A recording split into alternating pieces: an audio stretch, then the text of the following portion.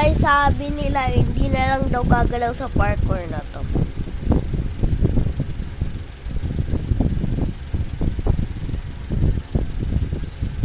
Wow, hindi nga nagalaw. Ang galing.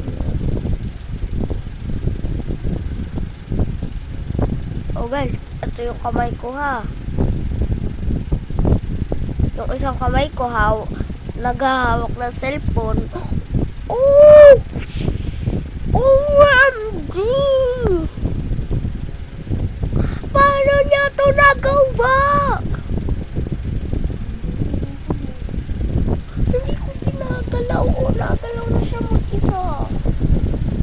Tapos naliko na rin mag-isa.